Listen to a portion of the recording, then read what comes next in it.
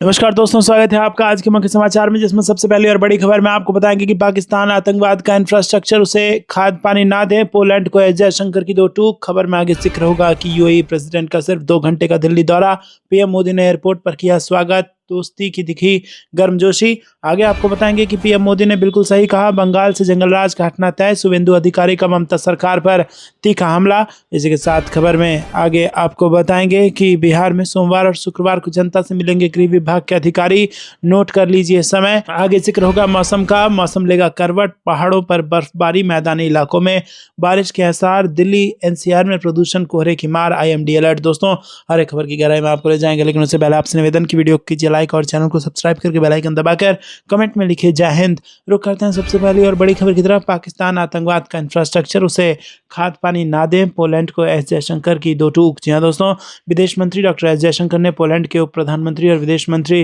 Radoslaw Sikorski के साथ द्विपक्षीय बातचीत के दौरान अपने भाषण में आतंकवाद के खिलाफ जीरो टॉलरेंस की नीति अपनाने को कहा। जयशंकर ने पोलैंड के विदेश मंत्री से कहा कि उनके देश को आतंकवाद के खिलाफ जीरो टॉलरेंस दिखानी चाहिए, पड़ोस में पनप रहे आतंकवाद के इंफ्रास्ट्रक्चर को खाद पानी देने में मदद नहीं करनी चाहिए। विदेश मंत्री ने कहा कि हमने यूक्रेन संघर्ष को लेकर हमेशा अपने विचार सामने रखे हैं, लेकिन भारत को सेलेक्टिव तौर पर टारगेट करना अनुचित और अन्यायपूर्ण है। ये पूरी तरह बेबुनियाद है और ये इन्हें आज फिर दोहराता हूं। जयशंकर ने आगे कहा कि भारत अपने हितों के खिलाफ किसी भी प्रकार के दोहरे मापदंड को स्वीकार नहीं करेगा।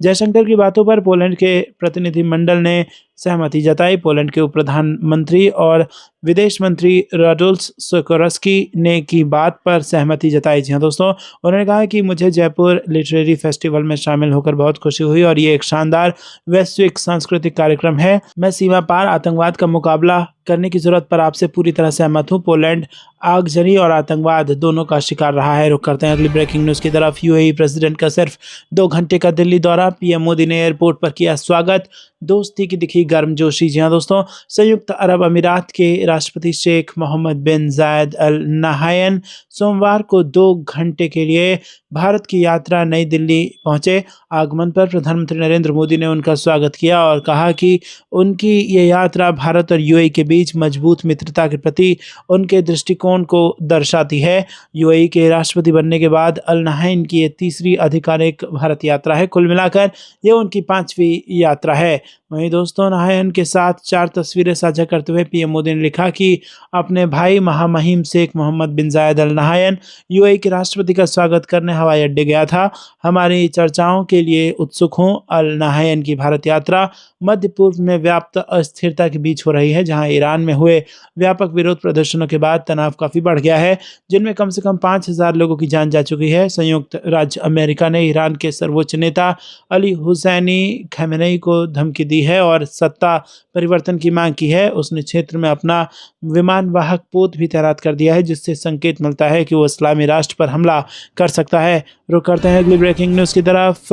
पीएम मोदी ने बिल्कुल सही कहा, बंगाल से जंगलराज का हटना तय, शुभेंदु अधिकारी का ममता सरकार पर तीखा हमला। जी हाँ दोस्तों, आपको बता दें कि पश्चिम बंगाल में इस साल विधानसभा चुनाव होना है और इस सियासी रण को जीतने के लिए सभी दलों ने तैयारियां तेज कर दी हैं। पिछली बार की तरह इस बार भी टीएमसी और बीजेपी के बीच मुख्य मुकाबला होगा। इस बीच विधानसभा के नेता प्रतिपक्ष और भाजपा नेता शुभेंदु अधिकारी ने प्रधानमंत्री नरेंद्र मोदी के उस बयान का समर्थन किया जिसमें उन्होंने कहा कि बंगाल से टीएमसी का महाजंगलराज हटना और भाजपा का सुशासन आना बहुत जरूरी है। अधिकारी ने कहा कि यहाँ कानून व्यवस्था की स्थिति बहुत खराब है और भाजपा इसे ठीक करने का काम करेगी। शुभेंदु अधिकारी ने कहा कि उत्तर प्रदेश और बिहार में भी घुसपैठिए मौजूद थे, एनडीए ने वहां इन घुसपैठियों को खत्म कर दिया और बंगाल में भी ऐसा ही किया जाएगा। हम लोगों ने परिवर्तन का काम किया है, असली परिवर्तन पीएम मोदी के नेतृत्व में आएगा। 2026 में परिवर्तन होना तय है। एसआईआर होने के बाद एक साफ सुथरी वोटर लिस्ट आएगी। बेलडांगा हिंसा पर बीजेपी नेता ने कहा कि इस घटना के लिए कौन जिम्मेदार है। पीएफआई एक प्रतिबंधित संगठन है जिसे भारत सरकार ने प्रतिबंध कर दिया है और बॉर्डर से सटे जिले जैसे मालदा क्षेत्र में यह प्रतिबंधित संगठन सक्रिय है। मुख्यमंत्री ममता बनर्जी की सरकार में कानून व्यवस्था भगवान भरोसे है। हैरानी वाली बात यह है कि इस घटना को लेकर सीएम कहती हैं कि शुक्रवार को सब कुछ छूट है।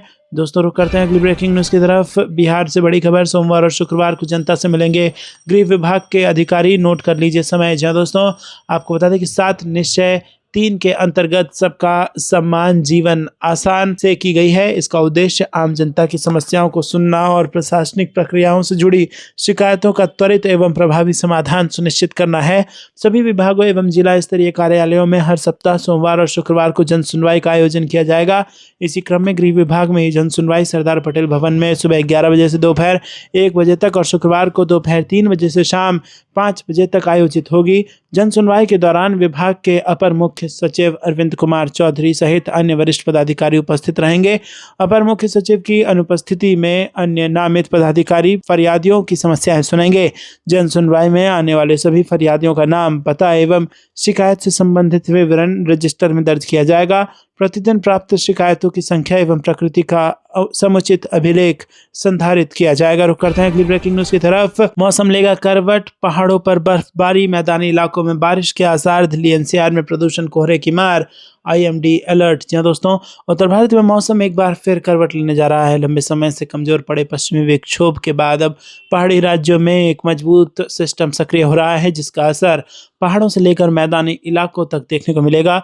मौसम विभाग के अनुसार 19 जनवरी 2026 से एक बेहद प्रभावी पश्चिमी विक्षोभ हिमालयी क्षेत्र में प्रवेश कर रहा है, जिसके बाद लगातार 2 वेस्टर्न डिस्टर्बेंस आने की संभावना है।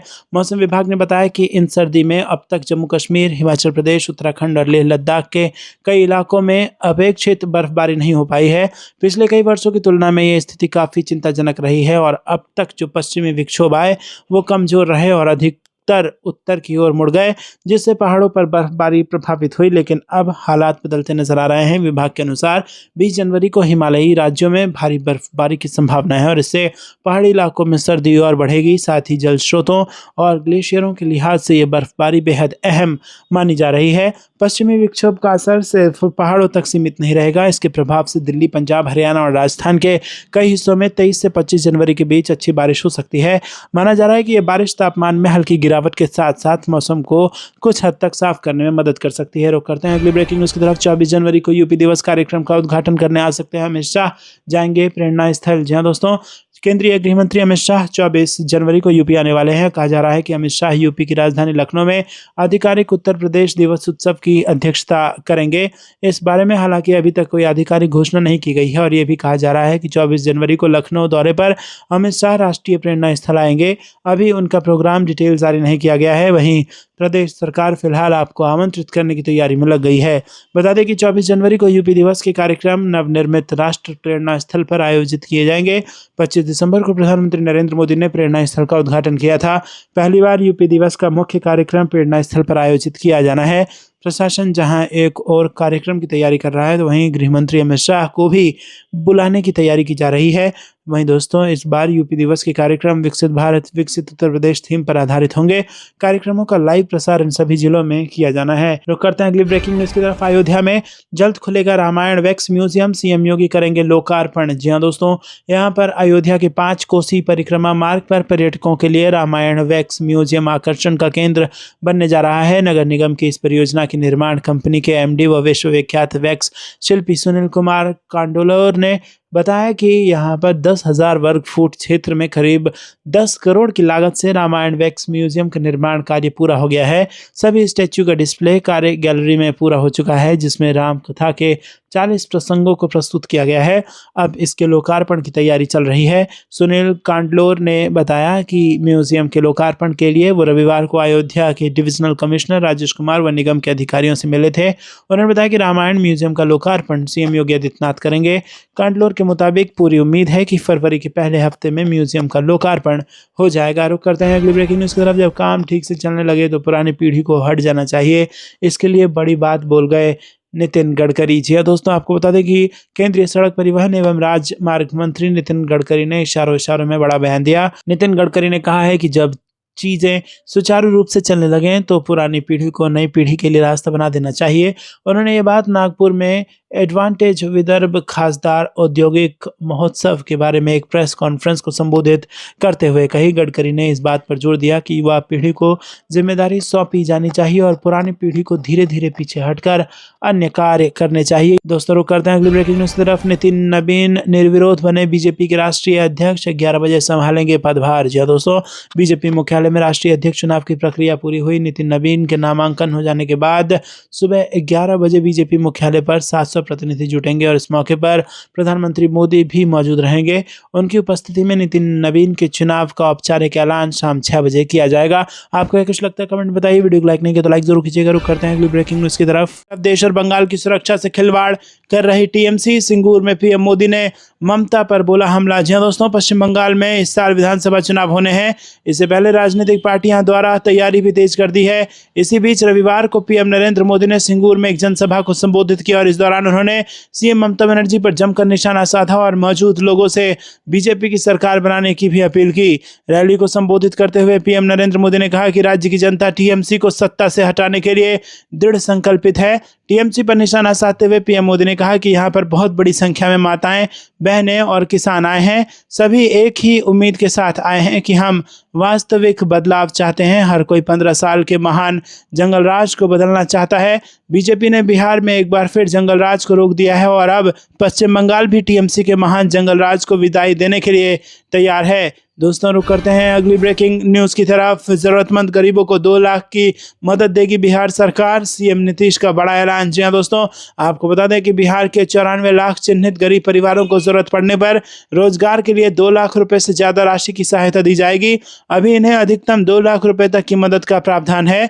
मुख्यमंत्री नीतीश कुमार ने शनिवार को ऐलान किया। वो मोतिहारी स्थित गांधी मैदान में समृद्धि यात्रा के दौरान आयोजित जनसंवाद कार्यक्रम में आम लोगों से रूबरू थे। मुख्यमंत्री ने कहा कि सरकार का मुख्य उद्देश्य सभी लोगों का सम्मान और उनका जीवन यापन आसान बनाना है। बिहार लगातार विकास कर रहा है। विकास के काम को निरंतर आगे बढ़ाया जा रहा है। अगले 5 वर्षों में से और ज्यादा काम होगा जिससे बिहार काफी आगे बढ़ेगा। केंद्र का भी पूर्ण सहयोग मिल रहा है। बिहार देश के टॉप राज्यों में शामिल हो जाएगा। देश की प्रगति में महत्वपूर्ण योगदान देगा। समृद्धि यात्रा के दूसरे दिन मुख्यमंत्री ने पूर्वी चंपारण में 138 करोड़ रुपए की योजनाओं का उद्घाटन और 24 करोड़ रुपए की योजनाओं का शिलान्यास किया। उन्होंने कहा कि बंद पड़ी 12 चीनी मिल चालू की जाएगी। रक्सौल एयरपोर्ट को शुरू करने की प्रक्रिया तेज कर दी गई है और इसी महीने इसका टेंडर जारी किया जाएगा। सीएम ने कहा कि स्वास्थ्य सेवाओं में काफी सुधार किया गया। पहले स्वास्थ्य व्यवस्था बहुत खराब थी। प्राथमिक स्वास्थ्य केंद्रों में इलाज के लिए प्रतिमाह मात्र 39 मरीज ही आते थे। अब प्राथमिक स्वास्थ्य केंद्रों में हर महीने औसतन 11,600 मरीज आते हैं, यानी पहले प्रतिदिन 1 या 2 मरीज आते थे, जबकि आज औसतन 350 से 400 मरीज। वर्ष 2006 से अस्पतालों में मुफ्त दवा और इलाज की पूरी व्यवस्था की गई है।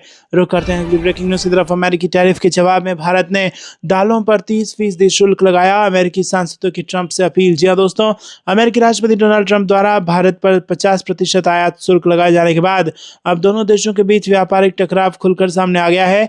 जवाबी कार्रवाई करते हुए भारत ने अमेरिका से आयात होने वाले दालों और फलियों पर 30% टैरिफ लगा दिया है और ये शुल्क पिछले वर्ष 30 अक्टूबर से प्रभावी है।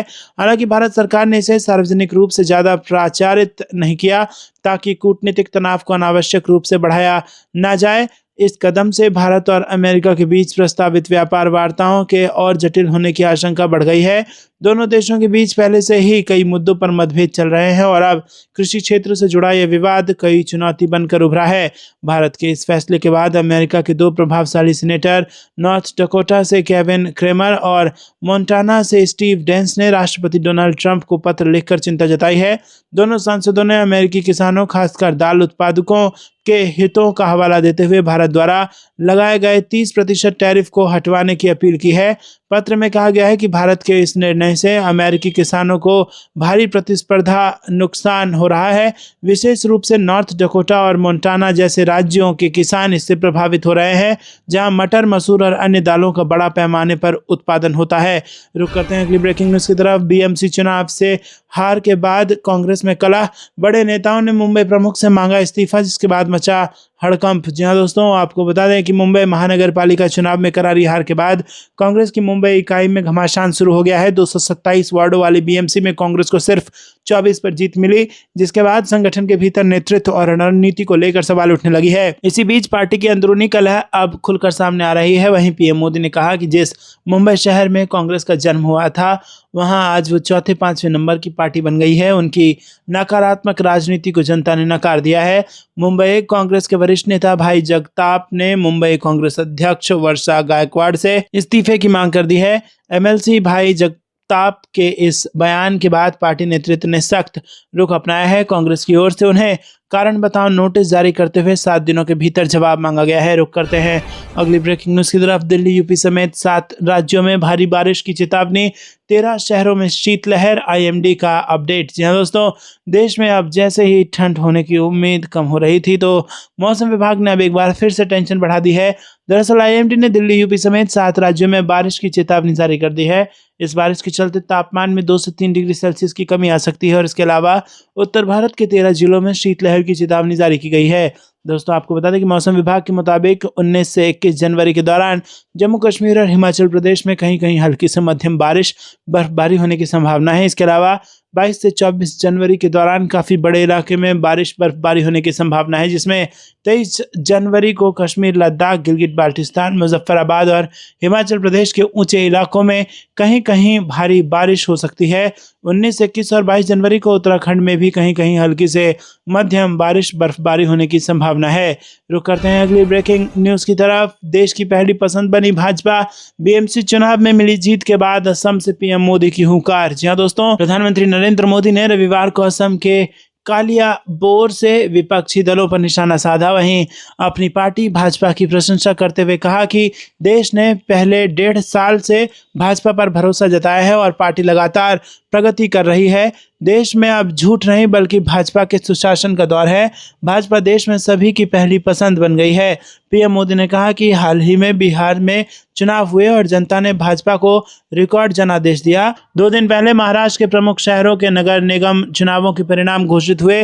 दुनिया के सबसे बड़े नगर निगमों में से एक मुंबई ने भाजपा को ऐतिहासिक जनादेश दिया, जिससे पार्टी को पहली बार जीत मिली। केरल के नगर निगम चुनावों में भी जनता ने भाजपा का भरपूर समर्थन किया और तिरुवनंतपुरम में पहली बार भाजपा के महापौर बने। पीएम मोदी ने भाजपा की प्रतिद्वंदी कांग्रेस पर निशाना साधते हुए पार्टी पर पूर्वोत्तर राज्य में अपने शासनकाल के दौरान वोटों के लिए असम की जमीन घुसपैठियों को सौंपने का आरोप लगाया और उन्होंने आरोप लगाया कि असम में दशकों तक कांग्रेस शासन के दौरान घुसपैठ लगातार बढ़ती रही, जिसमें अवैध अप्रवासी जंगलों, पशु गलियारों और पारंपरिक स्थानों पर अतिक्रमण करते रहे। रुक करते हैं अगली ब्रेकिंग न्यूज़ की तरफ। सरहद की सुरक्षा से आगे वैश्विक महाशक्ति बनने की तैयारी, डिफेंस बजट में 20% की होगी बढ़ोतरी। जी हाँ दोस्तों, आपको बता दें कि ऑपरेशन सिंदूर को लेकर मोदी सरकार ने बार बार साफ किया है कि इसे केवल स्थगित किया गया है, समाप्त नहीं किया गया। इस ऑपरेशन में ड्रोन और मानव रहित हवाई वाहनों का व्यापक उपयोग देखा गया, जिससे पता चलता है कि आधुनिक युद्ध पिछले कुछ वर्षों में किस प्रकार विकसित हुआ है। भारत के इस पूरे अभियान की राजनीतिक और सैन्य नेतृत्व दोनों ने तीनों सेनाओं के बीच तालमेल के लिए सराहना की और इसका एकमात्र उद्देश्य स्पष्ट रूप से परिभाषित लक्ष्यों को प्राप्त करना और इस्लामाबाद और इसके नेतृत्व को आतंकवाद के खिलाफ नई दिल्ली का कड़ा संदेश देना था। हालांकि भारतीय सेना को पाकिस्तानी सेना पर स्पष्ट बढ़त मिली थी, लेकिन इसने एक बार फिर एक पहलू पर ध्यान केंद्रित किया, भारतीय सशस्त्र बलों का और अधिक आधुनिकीकरण करना। जी हाँ दोस्तों, आपको बता दें कि पारंपरिक युद्ध मुख्य रूप से टैंक, तोपखाने और पैदल सेना के बल पर लड़े जाते थे, पर इनमें स्पष्ट अग्रिम मोर्चा होती थी। हालांकि आज के युद्ध में ड्रोन, यूएवी, लॉइटरिंग म्यूनिशन आदि का उपयोग होता है, जो ऑपरेशन सिंदूर के दौरान स्पष्ट रूप से देखा गया था। इसके अलावा भारतीय सशस्त्र बल अभी भी 30 से 40 साल पुराने उपकरणों का उपयोग करते हैं, जिन्हें अप्रचलित माना जा सकता है या जल्द ही अप्रचलित हो सकते हैं। इसे देखते हुए रक्षा मंत्रालय ने इस वर्ष के बजट में अपने लिए 20% की वृद्धि की मांग की है। रुक करते हैं अगली ब्रेकिंग न्यूज की तरफ। लाड़ो लक्ष्मी योजना में बड़ा बदलाव, अब महिलाओं के खाते में मिलेंगे 1100 रुपए और 1000 की होगी FD। जी हाँ दोस्तों, हरियाणा की नायब सिंह सैनी सरकार ने महिलाओं के लिए शुरू की गई पंडित दीनदयाल लाडू लक्ष्मी योजना के स्वरूप में एक बड़ा परिवर्तन किया है। अब राज्य की लाभार्थी महिलाओं को प्रतिमाह मिलने वाली सहायता राशि के वितरण का तरीका बदल जाएगा। मुख्यमंत्री ने स्पष्ट किया है कि यह नया नियम फरवरी महीने से प्रभावी होगा। मुख्यमंत्री नायब सिंह सैनी ने चंडीगढ़ में एक प्रेस कॉन्फ्रेंस के दौरान बताया कि लाडो लक्ष्मी योजना के तहत अब महिलाओं को मिलने वाली 2100 रुपए की राशि को 2 हिस्सों में बांटा गया है। अब लाभार्थी महिलाओं के बैंक खाते में सीधे 1100 रुपए भेजे जाएंगे, जबकि शेष 1000 रुपए को सरकार उनके नाम पर आरडी या एफडी के रूप में निवेश करेगी। दोस्तों, आपको कुछ लगता है कमेंट में जरूर बताइए। वीडियो को लाइक नहीं किया तो लाइक जरूर कीजिएगा। रुक करते हैं अगली ब्रेकिंग न्यूज की तरफ। देश की पहली वंदे भारत स्लीपर ट्रेन को हरी झंडी। मालदा में पीएम मोदी बोले अब बंगाल में सुशासन की बारी। जी हाँ दोस्तों, आपको बता दें कि प्रधानमंत्री नरेंद्र मोदी ने शुक्रवार को पश्चिम बंगाल के मालदा में एक सार्वजनिक रैली को संबोधित करते हुए बंगाली भाषा में लोगों का अभिवादन किया। उन्होंने मंच से देश की पहली वंदे भारत स्लीपर ट्रेन को हरी झंडी दिखाई और पश्चिम बंगाल को हजारों करोड़ रुपए की विकास परियोजनाओं की सौगात दी।